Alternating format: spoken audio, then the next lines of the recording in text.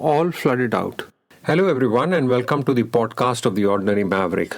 This is Ajay, your host, reaching out to you from a very, very cold and snowy Minneapolis, an ordinary maverick sharing real life thoughts, experiences, and maverick tips. In today's podcast, I'm going to share one of those life experiences that one hopes never repeats, but yet it leaves an indelible imprint on your mind. Yes, it was a time when we were caught in one of the worst floods in the cities where I grew up and the city that I love, that is Mumbai. And I must say, it took grit and courage to live through those 24 hours. It was 2005. To be precise, it was 26th July 2005, known in the history as the day Mumbai stood still. The city that never sleeps brought to a complete standstill, and I was in the middle of it. Or rather, myself, my wife, and my two little daughters were in the middle of it. Nearly 5,000 people lost their lives that day.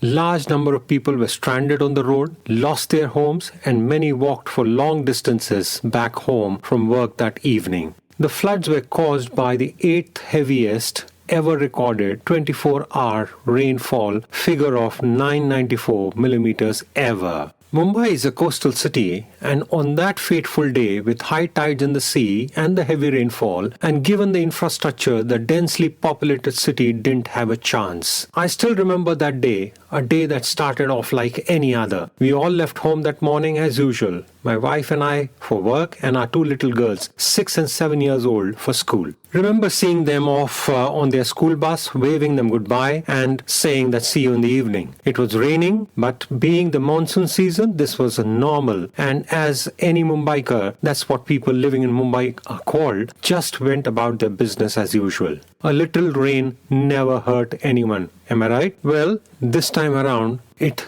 wasn't just little rain. I distinctly recall the phone call from my wife early in the afternoon saying that Mumbai was flooding up and that we need to see how to get home as our girls may be sent home early from school. Now, those who have lived in Mumbai will know that this is common. Many times school shut early with students sent home. We were a bit worried that given both of us were at work and if our girls went home, there would be no one at home. As it was raining, we contemplated going home early as well. My wife was at her workplace, which is approximately 30 minutes away from where I was if I was to walk there.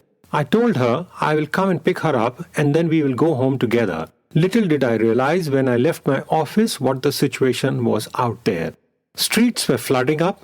There were no available public transport options. It was raining heavily and I had to wade through flooding streets to get to her. Yes, you heard it right. Waded through knee-deep, ankle-deep water that seemed to be rising really quick.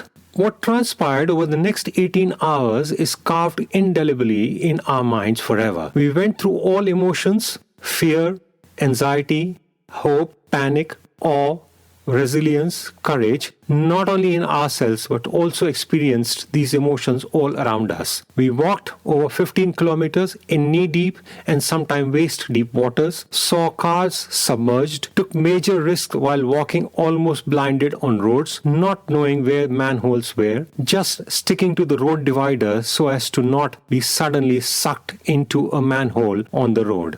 We had one aim to reach our daughter's school as we had no idea whether they had left the school in the bus or were still there. We just wanted to reach them. The journey to their school, which was just about 5 kilometers from where we were, took us almost about 6 hours. Along the way, we experienced small acts of kindness, food stalls giving out food for free, people giving water to travelers from their homes along the way, and one thing shone through: the spirit of togetherness, the power of hope, the strong, resilient spirit of being human. It was awe-inspiring and, if experienced, never to be forgotten.